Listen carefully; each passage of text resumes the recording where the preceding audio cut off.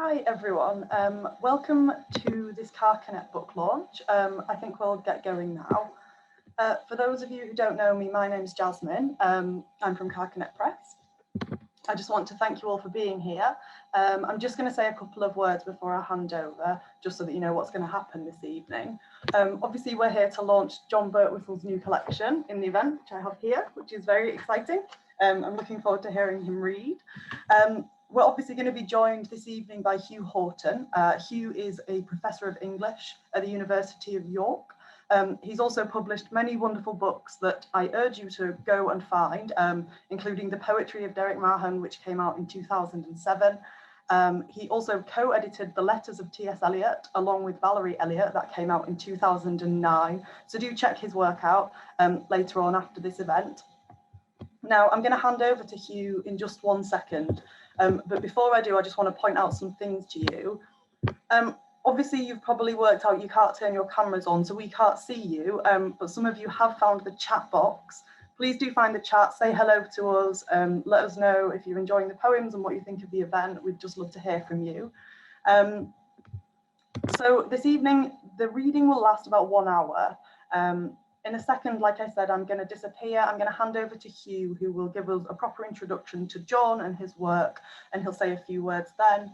And then John will appear himself, and he's going to read from the book for us. So while John's reading, I'm going to show the text on screen, and I just want you to all know that you're in control of your own view. So if you want to see John's face bigger, you can try double clicking on his face, or you can sort of drag the corners of the box that's got his video in it if you want to see him bigger than you want to see the text. So just have a play around to configure it the best way that you can for yourself.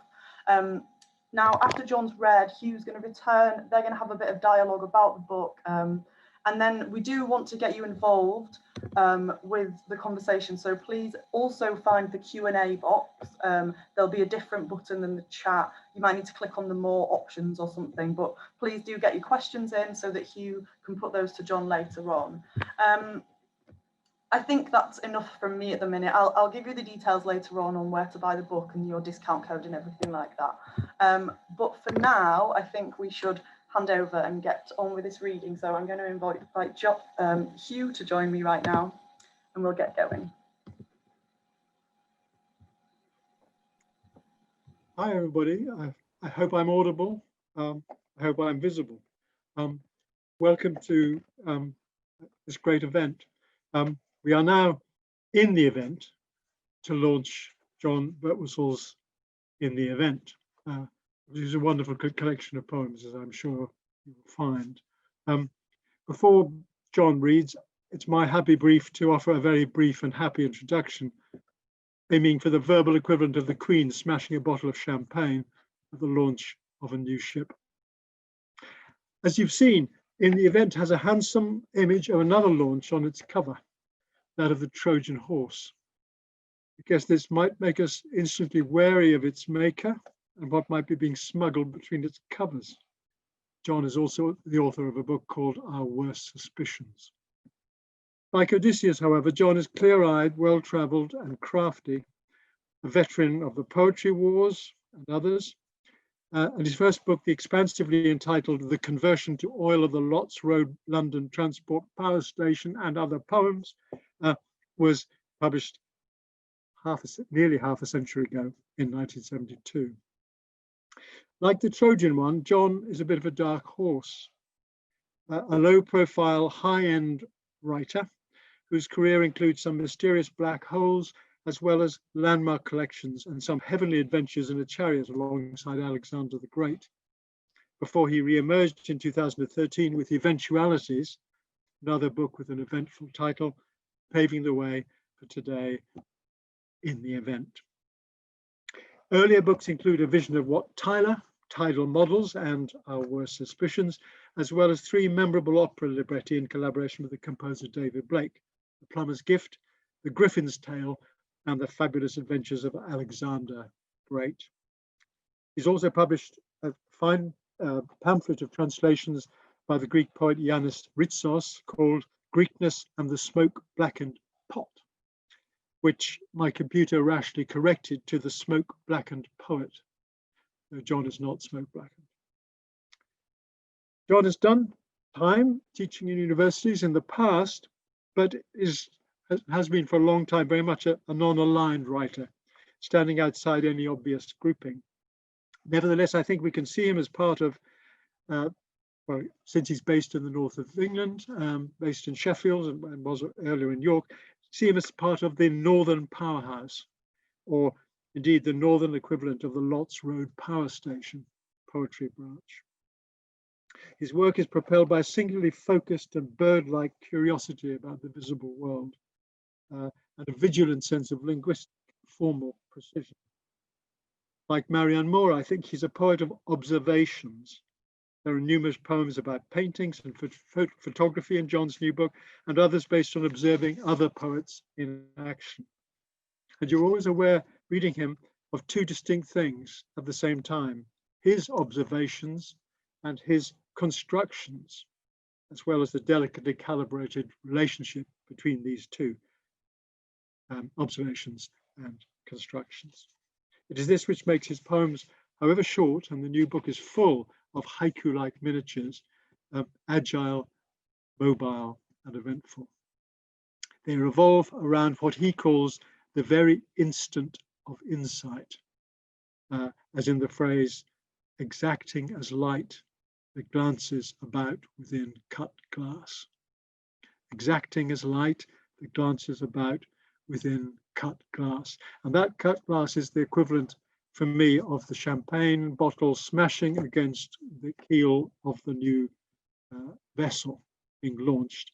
And that is in the event. So I'm going to stand aside and make way for John and for him to read some of the beautifully constructed and observant and often extremely moving poems of his new collection. So over to John. Well, thank you, Jasmine, and all those key workers at Carcanet, and Hugh for a very generous introduction.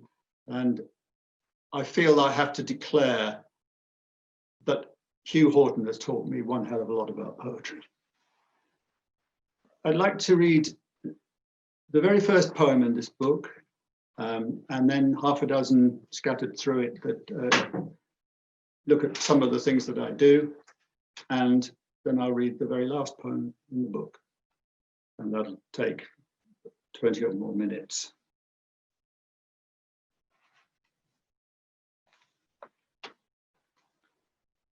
The Path to Courrières, an 1854 oil sketch by Jules Breton.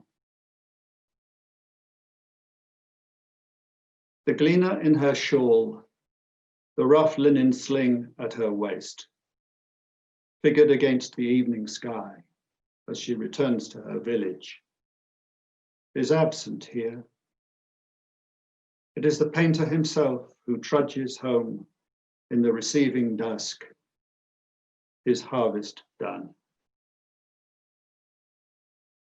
The place of the woman is held by the tallest elm, its crown drawing a scatter of silent rooks. The path leads the eye peacefully round to the low houses, brick red and white, and to the church tower and beyond. No hint of surveyors, trial drillings already there at the time as exploitable veins were opened and spoil heaps begun. Not yet the coal dust explosion, the Camarade shaft, the burning church, the massacred hostages. Time has scumbled all that history.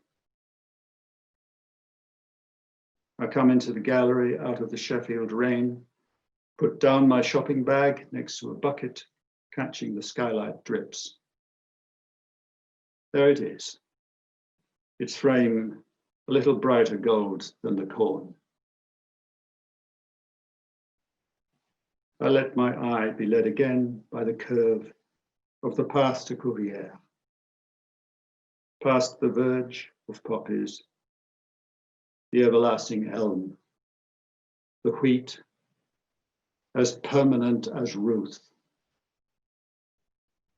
The rooks, chipped into the paint, may never settle again.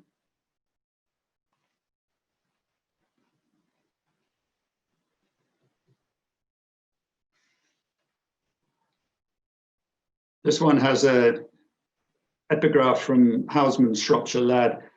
See the son of grief at cricket trying to be glad. Son of grief. If asked which National Geographic I most regret not having stolen from the dentist's waiting room, I should, without hesitation, reply, the one about cricket, as she is played in the Trobriand Islands.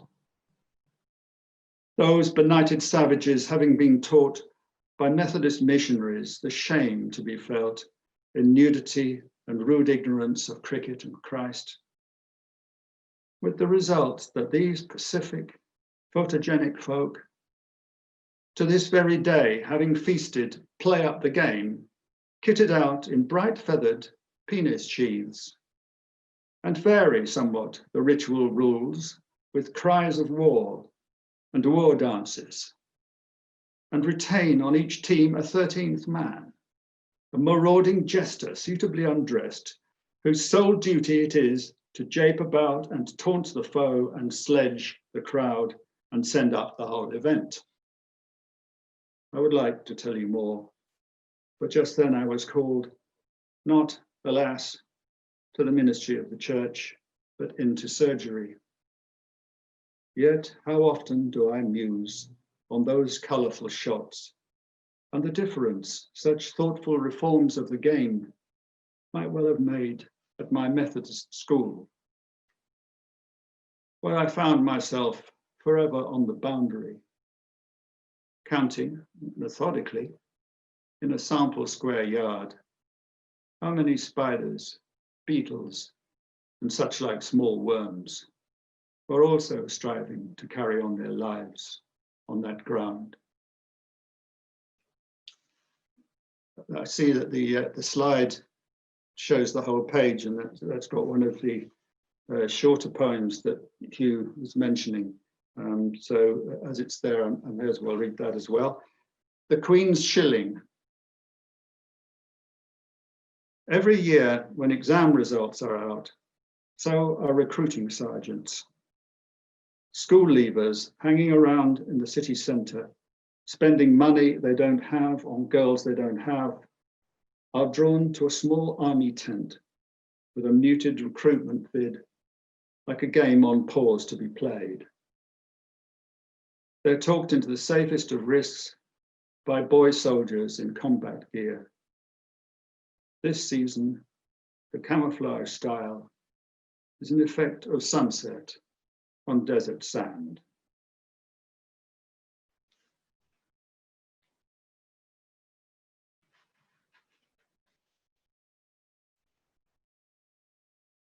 By Derwent Dam.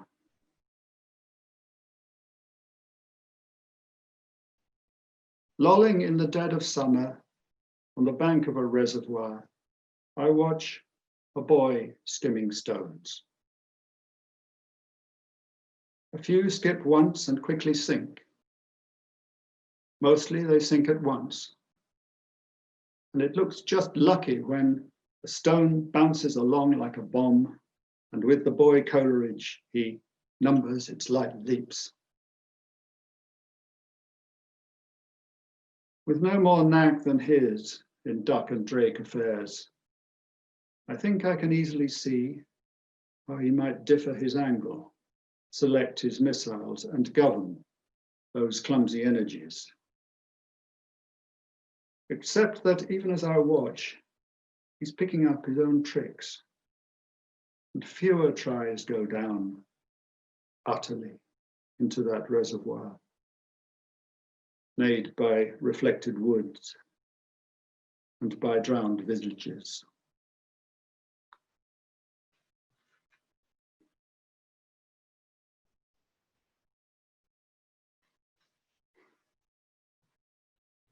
At the barber's, Mr. Scott used to work at the chair with the best light and a view of the street to keep an eye on regulars as we went about his business of growing our hair. If we noticed him as we passed, he'd raise a scissor, patient that we'd soon enough be back through his door.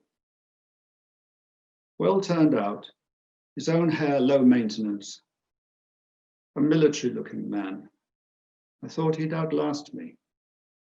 Epochs of daytime television passed over his head as he'd clip, chat, and keep a watch on the street. How are the children doing? I still call them that. How's the mother getting along? You know how it is. How many grandkids does that make? His restless motion back and forth round the back of the chair was continually wearing out a grooved arc, not only through the lino, but into the very boards, as though he might drop, like the cartoon fisherman, through a hole he'd sawn for himself through the ice. I didn't know he'd gone till I saw the new lino.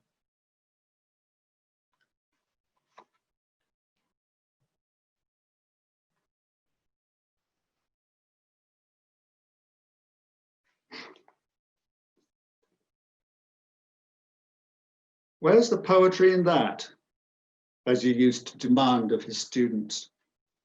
E.A., that's Archie Markham, 1939 to 2008, wrote under various names, including Sally Goodman.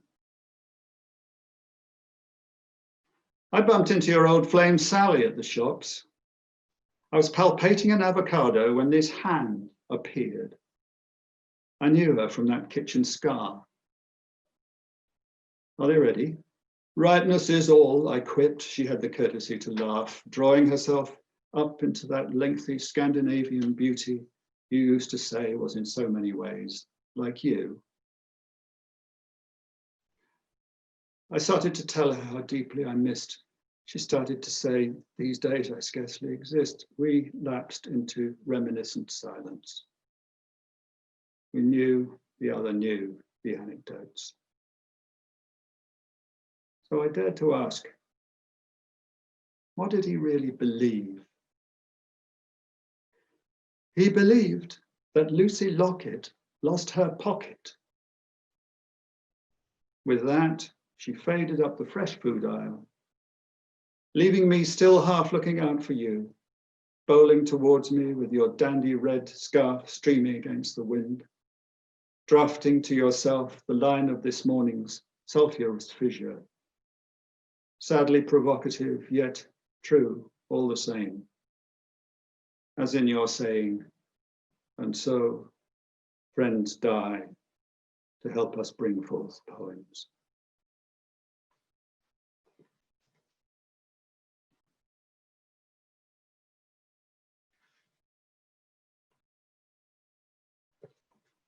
I sing a rainbow for Archie.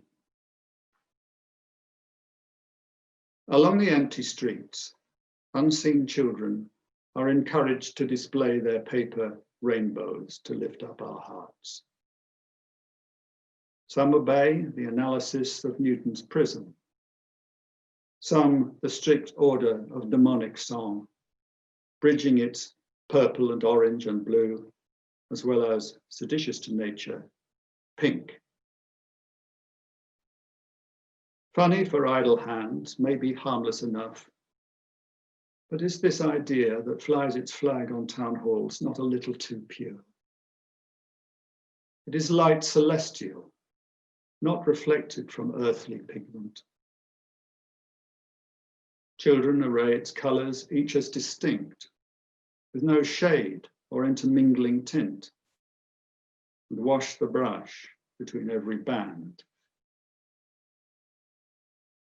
But in still other windows, infantile arms smear in arcs every hue and cry in the box, without order of precedence or shame that muddy colours that paints really make.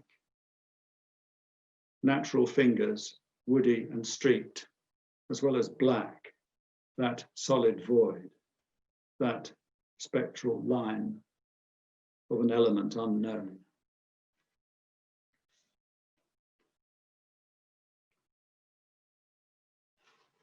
And then finally, one that's a little longer, perhaps getting on for 100 lines.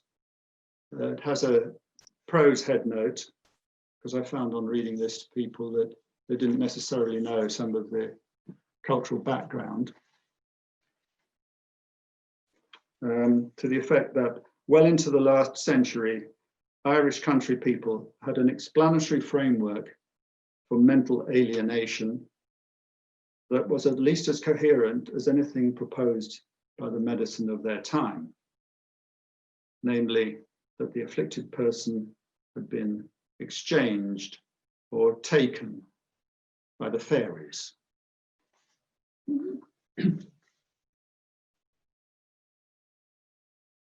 An humble petition to the fairy officers.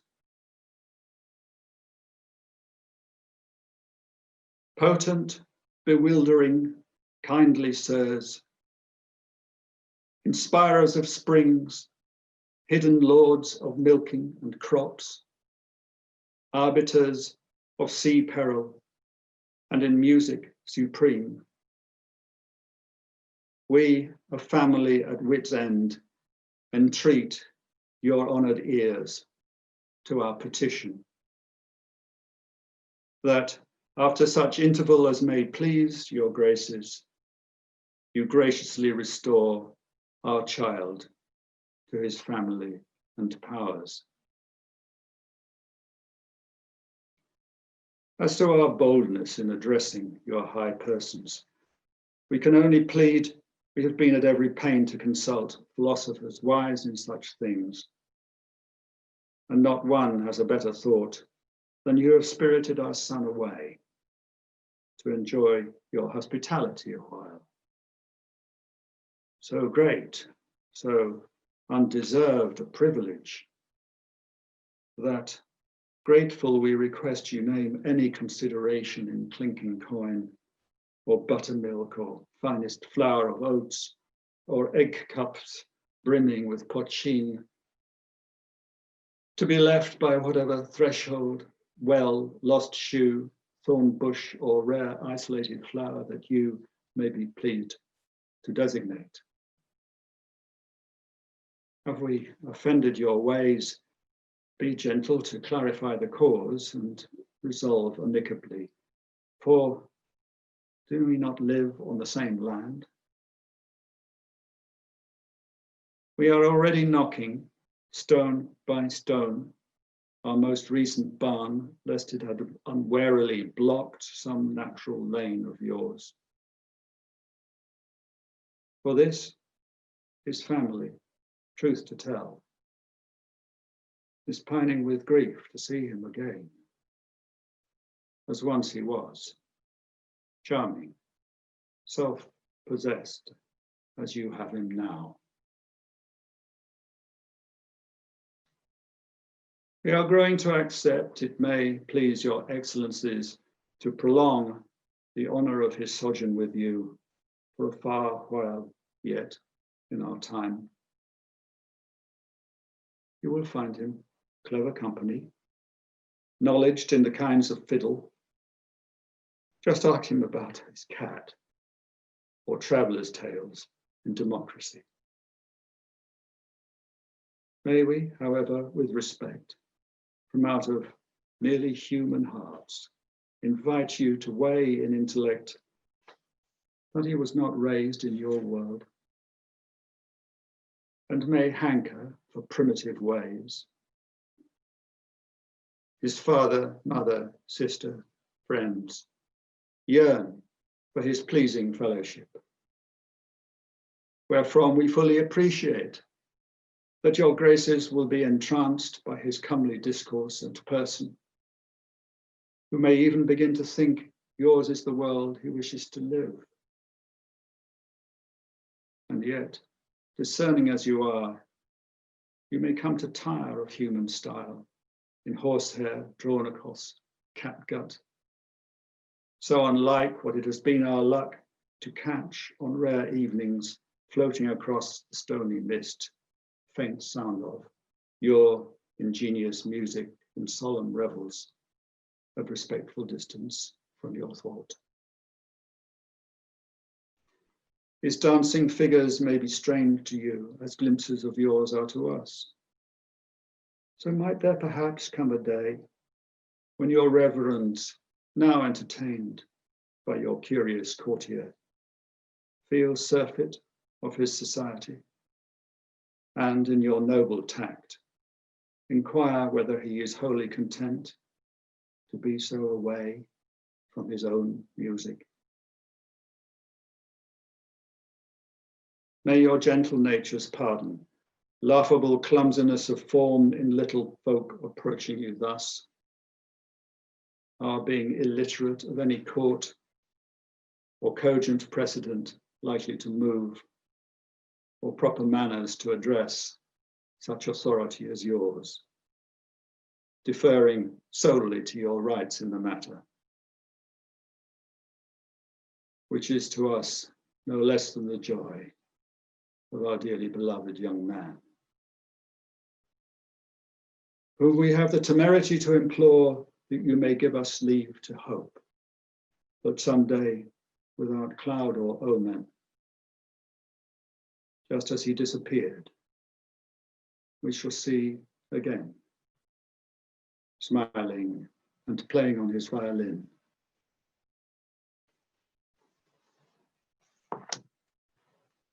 All right for now.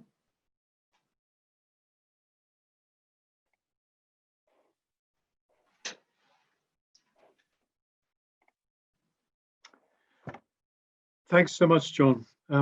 It's lovely to hear the poems in the air and such a range of different poems, forms, sounds. Your book ends with a little envoy, go little book and find your way to unknown friends. I hope that it will. As launches do books, readings launch poems, and I thought I might begin by asking you just about your reading. As an opera librettist, you've written for voices. Are your poems also composed for the voice? And I wondered what kind of decisions you make when you're reading them. Listening to you, I was aware of how carefully, for example, you observe lines and stanzas and forms. And I wondered if you say something about whether that's how the poems are designed to be read, or that's how you choose to read them. Yes, just on the slight point about libretti, of course, you go to a lot of trouble to write a sonnet, and then it all appears as a lot of broken up words with hyphens and so on underneath a 1.5 million dots. You know, that's very hard to see that structure. Yeah. I do try to, I use the stanza forms in some way. I think that James Fenton, say, might tell me reasonably enough that just using the stanza without end rhymes and so on as a kind of prose paragraph, as a kind of unit of thought and so on. I'm not actually very bothered about that. I think that there is a rhythm of the thought, and that although I don't usually end rhyme, I pay a lot of attention to the line endings and exploit their enjambment and the various semantic effects that you can achieve like that, and breaks of the stanza. Actually, there's quite a lot of rhyme internally. I used to think that it was a fault if you were writing something that wasn't rhymed, if a rhyme sort of slipped in. But now I just notice that it's cropped up and I just allow it, and very often it's meaningful, or it contributes to some other oral effect. I do feel very much that this is an oral art,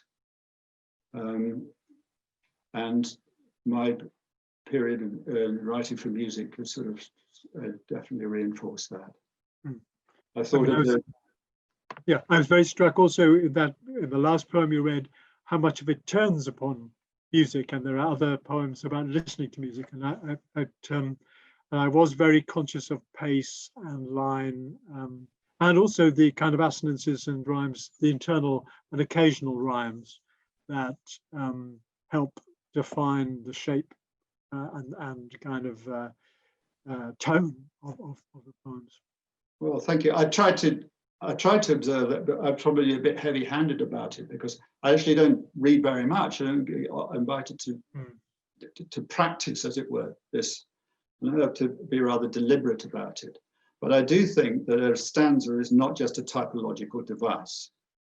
It's not for the eye. And it always astonishes me when I see a face on a screen with the text en face, as it were, that you can see people just striding straight through, even stanza breaks, as though rationalizing the poem and its structure as though it was just a rather more normal utterance than it actually is. Yeah. I remember Yeats, in a broadcast on modern poetry in 1938, said, I went to a great deal of trouble to write this in verse, and I don't want some damned fellow to come along and read it as if it were prose. And I was going to come out with that, but I was waiting for your magnificent rendering. But I mean, but it is important. I mean, you have conversational rhythm and so on, but it is not prose, and it is, I think, very important to mark. I don't think you talked about the parallel text. You talked about the parallel, the screen, and I did notice there was always little blips and changes. But in I Sing a Rainbow, for worldly, you read earthly, I think. Yes, I did. The editors at Carcanet, I think, chidingly said to me that I was obviously one of those who treated a proof as a manuscript, you see. And actually, these poems about Archie Markham, I asked them, as when I first submitted the book, to reserve a couple of pages, because I really badly wanted to put in some of what I've been writing about him. There's more to come, actually. So it was somewhat late, and I've just finished it. But you shouldn't think that this is just kind of neurotic tinkering forever with a poem. I actually do think that I think it can be perfected, but you strive for that. And you see, the earthly, I had worldly, and worldly against celestial in the previous line is almost a kind of religious language. You're talking about sort of worldly values or something versus celestial or heavenly thing or something. Well, I wanted the celestial because the rainbow in its purity appears in the sky, obviously, and is a sign in Genesis and so on. But to oppose that, I didn't want more religion. I wanted something that was really of the earth, and earthly, has got earthy buried in it and so on, which has more to do with these kind of muddy colours that I was trying to assert, as opposed to, obviously you can't object to it. It's all very laudable. Rainbow, this, that, and the other things are actually, in a way, very purist.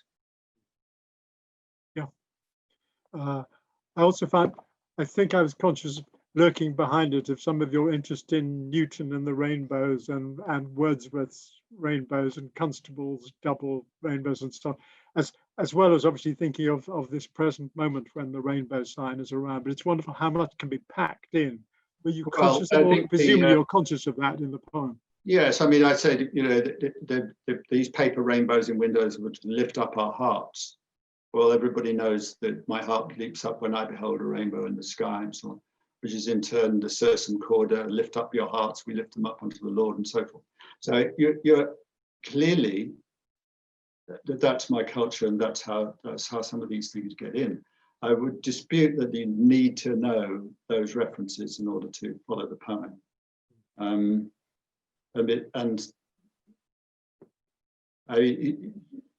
For example, the Courier poem, it's got the biblical Ruth amidst the alien corn, and therefore Keats. It has the homeward plodding its weary way of the Gray's Elegy, if you like. And it wouldn't be written in the way that it is without that kind of literature. But I don't think that I demand that those allusions, if that, not allusions, but sort of echoes and resonances be picked up to follow what I've done. So I'm very aware of the audience in that kind of decision. You mentioned the path to Korea, and I was struck. There are a number of poems about artworks in the new book, including a Dutch interior, an inquiry into the portrait of John Whitehurst, a room in Saumur, on a detail in an imaginary painting, and maybe some properties of Vanitas paintings. Paintings seem to be on your mind, and I wondered, is this because, well, pictures sometimes trigger poems in a general kind of way, as we find with so many people, or is it, you think, that your poetry is aligned with a commitment to seeing, or the pictorial or the visual culture? Yes, I mean, poems about paintings. I've always, since I was at school, in fact, and go by myself to the National Gallery, the Dutch or French schools particularly, or a Giacometti exhibition. So I wrote poems about these, and of course they were codes for rather adolescent emotions that one was feeling. When I was a student, I used to wander into the gallery and spend a lot of time by myself meditating on poems that you'll find in the very first book. And this time round, I was really trying to sort out what it is to write about a painting. There's been a lot of fashionable talk recently about ekphrastic writing.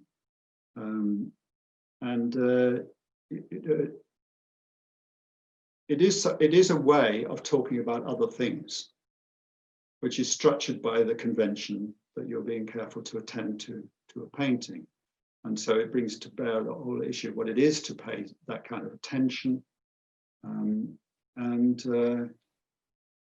I've been working through those kinds of problems, and ended up by writing one about a detail in an imaginary painting, facing up to the fact that this is not actually a picture of a picture, but that an enormous amount can be processed by treating it as though it were.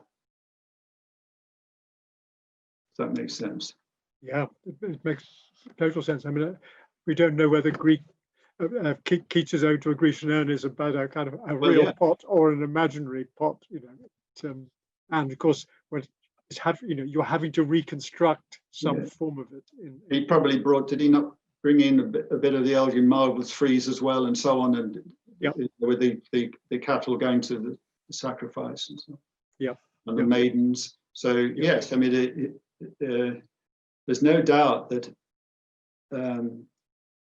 it had a tremendous stimulus from physical art objects and so forth. But of course, it's a wonderful meditation. Yeah.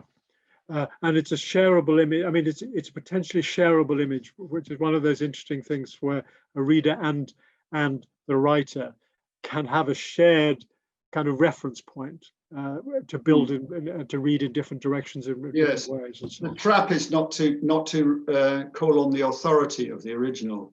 It's too easy. You write something about a starry, starry night and so on, in the hope that all the passion that you can't really sort of express, but Van Gogh did it for you, will somehow come across, and that's sort of cheating, or it's lazy actually. Yeah. I want to, in the book, there's a little poem called Verse, which asks a question I would cheekily like to ask you in turn, really. You talked about your adolescent emotions and so on in the National Gallery, and I suppose Son of Grief, that poem that you read, is that rather witty poem. That was to annoy you, actually. What? I was to provoke you, because you admire Beckett and cricket, I know. Yep, indeed, but it did provoke me, and it made me think about you. Also, you talk about Methodist ministries, the ministry and so on, and I know that's part of your own background, is to come to terms with that Methodist background, and it does it wittily by playing on cricket and Houseman, ends up with you wonderfully looking at the worms and the pot of ground, which is very Birtwhistleian.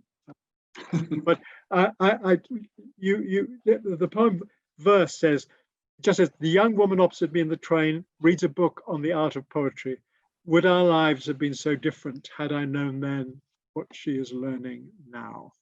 And reading your work over the years, I think there's a huge sense of continuity between those early poems and the present ones. But after 50 odd years writing verse, what would you have liked to learn earlier?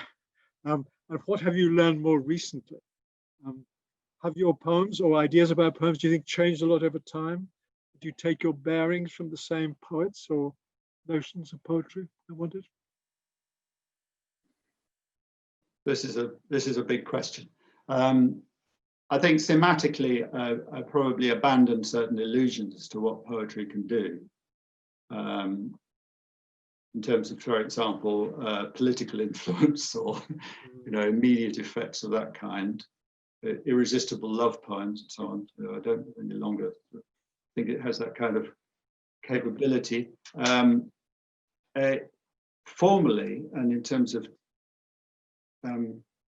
influences and the rest, I'm still a kind of recovering imagist.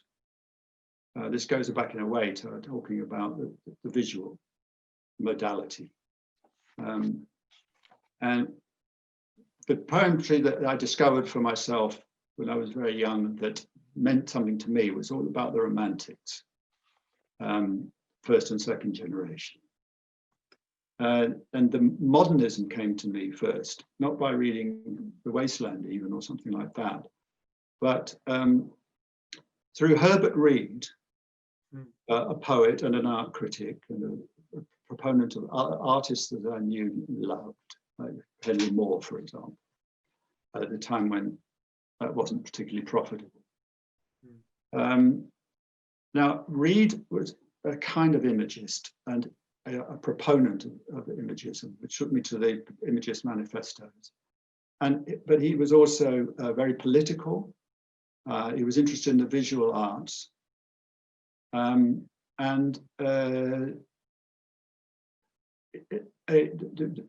imagism, one also connects up to the sort of chinoiserie that I sometimes go in for. So that does lead to Pound and so on. Now, in terms of change, not to say development, the problem with imagism is as Pound discovered, is scaling it up. It was making it think, making it serve an argument, as opposed to these enigmatic and concentrated particles, fragments. That there's a kind of elitism about this, that, well, if you the right kind of person will receive this and know what the complex is.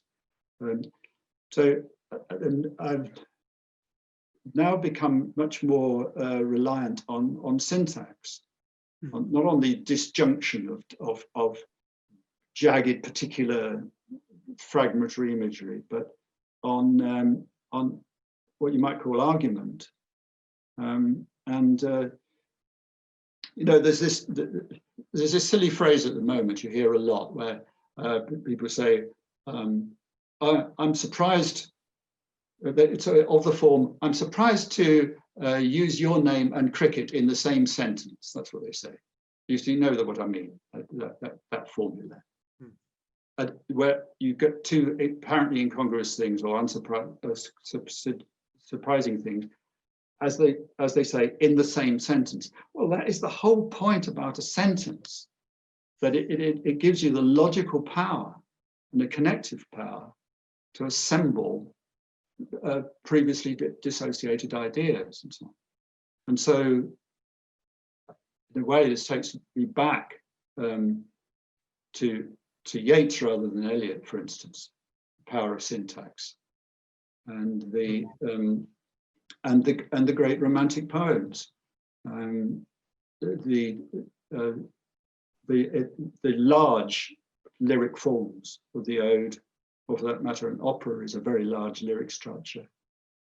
So that's a bit rambling, but I hope to have partly thematically about politics and partly formally about image and syntax. That's interesting, and it does kind of replay some of those arguments that Donald Davey was having about modernism and image, and then the articulate energy of syntax. And syntax is, of course, a great source of the music of poetry, it seemed to me, and that would be true of yours. And rather than onomatopoeia or something, that syntax is one of the great sort of musical options. I was struck, you read the poems, 2 poems for Archie Markham, and there's a wonderful poem that I love called "Thanks to Basho," and that poem, "Thanks to Basho," includes the line, "On a high lonely moor tradition, a curlew's call, curlew, curlew." And you mentioned your kind of chinoiserie and your interest in Asian poetry. I'm struck that your poems, on the one hand, aspire to lucidity and plainness, to be alert and level, maybe, but they also set a high value on high art and tradition. I wonder if you can say something about the relationship between your commitment to those rather different things, on the way the lonely moor and the kind of and tradition and the plainness, as it were, and a kind of rather quite an intransigent notion of art. Yes.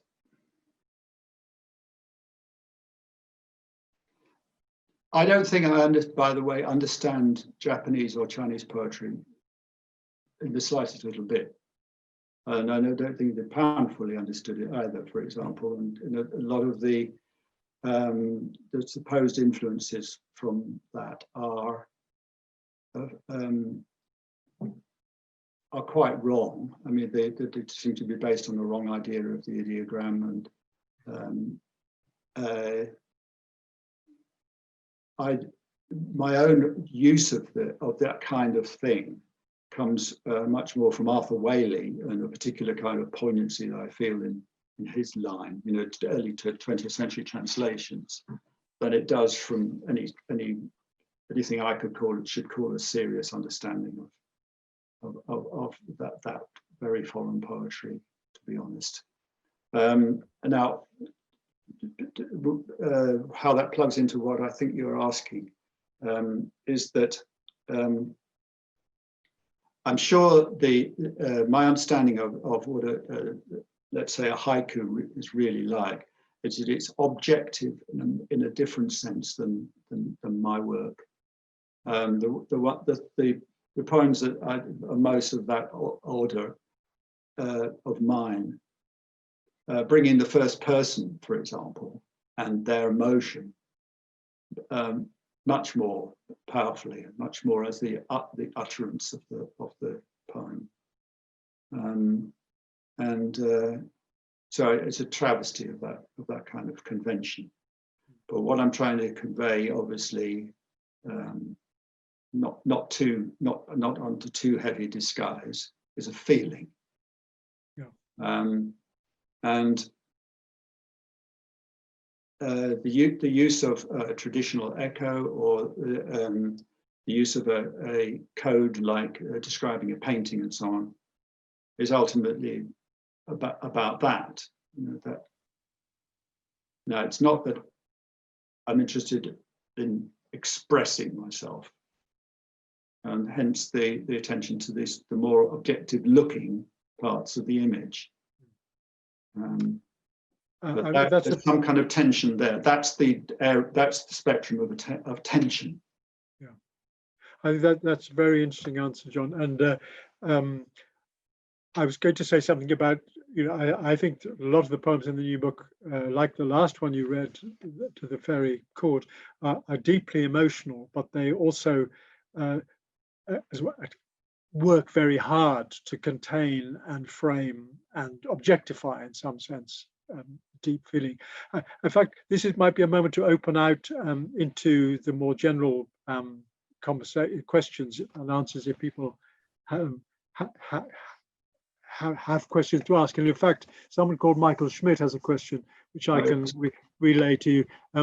so he says there's a very 18th century feel about the words in the poems, the value words, the almost epithets. Yet there's a great investment in the 19th century too. There are hymns in your background and sermons are there. The politics that in some ways adapted your Methodist culture in earlier books are somehow more nuanced, maybe a little neutralized later, question mark. Yes, well,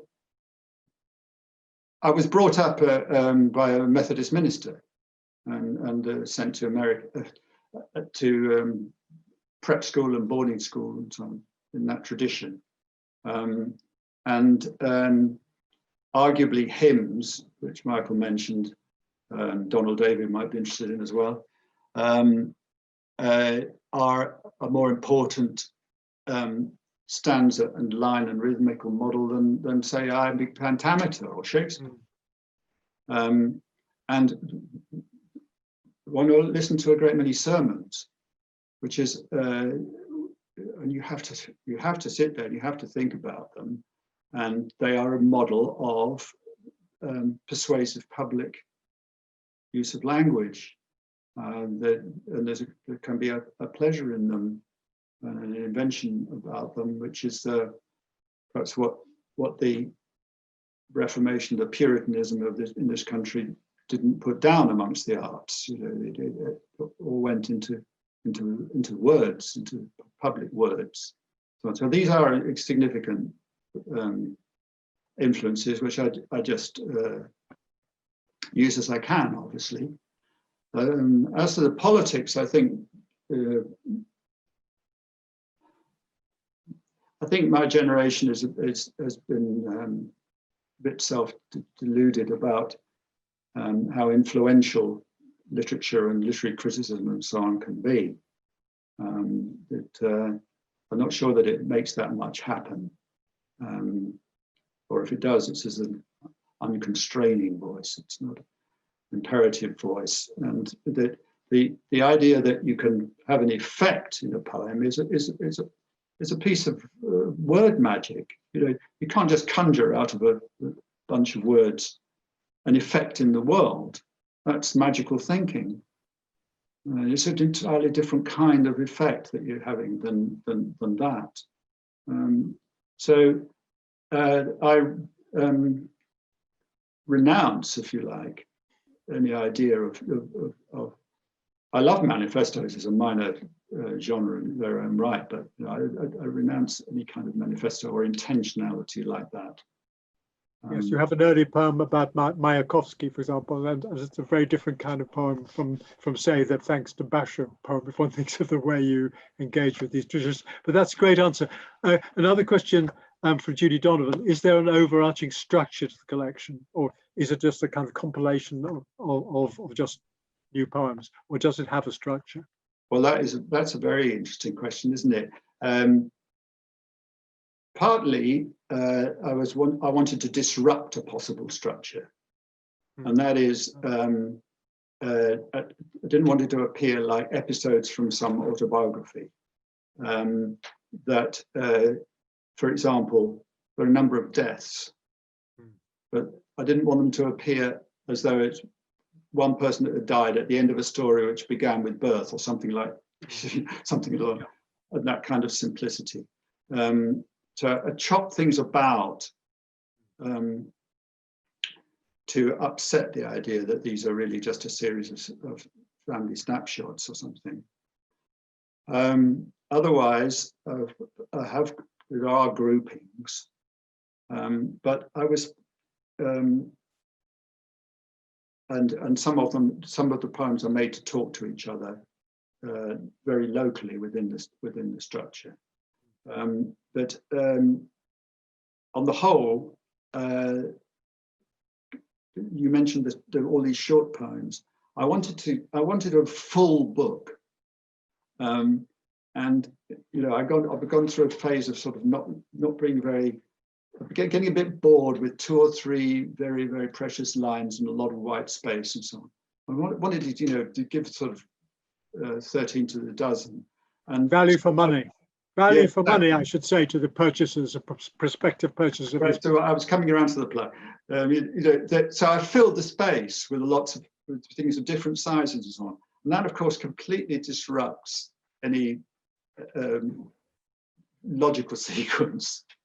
So it's a very ramshackle and pragmatic assembly, really. I know that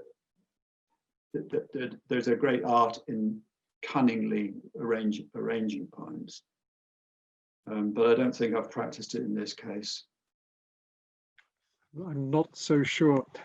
Right, Oliver Cummings has a question. The narrative moment may not be the most important for us to consider here, but who left first, Archie Markham or the barber? Who left first? Yeah, I presume died in this case. How interesting. It's quite an interesting question, a very cunning little question. Yeah. All of a sudden, I realized that those two men, I looked out for them on the very same shopping street. I really did after Archie died, I really did used to think, oh, that's Archie coming down here, you see, bowling along. And the Mr. Michael Scott, the barber also. And I think Archie died first. But it's taken me a long time to get around to being elegiac about him. That was 2008, I think. Yeah, it's interesting. I mean, you quote Houseman on the son of grief, who needs to be spoken. And I was conscious of there being grief has been one of the things that has managed, as you mentioned, elegy throughout this collection. But it is managed with kind of panache and kind of stoicism and a certain reserve, which I think is very powerful. It may be at this point that Jazz is going to insist on the door closing. We're kind of close to closing time, and no other questions are being thrown at me. So maybe this is a time. Thank you very much, John, and I wish this collection extremely well, and may it find, as you said at the end, find its way to many unknown friends. And thank all the friends and others in the audience for attending this great launch tonight. Well, thank you, Hugh, and everybody for being so attentive. It's very encouraging to me. Thank you. Yes, again, I just want to reiterate Hugh's thanks and his congratulations. Congratulations, John. It was a pleasure to hear you read and to hear you guys discuss this book. So thank you both so much, and thank you all for being here and supporting this book launch. Now, obviously you've paid your £2, which we really appreciate. So you will get £2 off the book. I'm just putting the link in the chat for you now. There's a code and you can get your £2 off the book from the website. This might be happening a bit too quickly for you as well, and that's fine. Check your emails tomorrow. You'll get an email and it'll have the code and the link to buy the book. If that doesn't come or you have any problems at all, please just email me. My email's on the website so you can get in touch. But all of you must go and buy the book and read it for yourselves and tell us what you think of it. So the final thing for me to say is please join us at the same time next week. We're going to be launching Anthony Burgess's collected poems. That's in collaboration with the International Anthony Burgess Foundation, with the director of the foundation and the editor of the book, and also poet Rachel Mann will be reading some of Burgess's work. So check the website for details of that. But congratulations again, John, and thank you, Hugh, for hosting. It's been a real pleasure tonight, and I hope everyone's enjoyed it. So that's all from us. I'm going to leave the room open for a second so you can all get your last minute messages in the chat. But I'm going to go now and I'm going to close everything else down. So thank you very much and have a good night.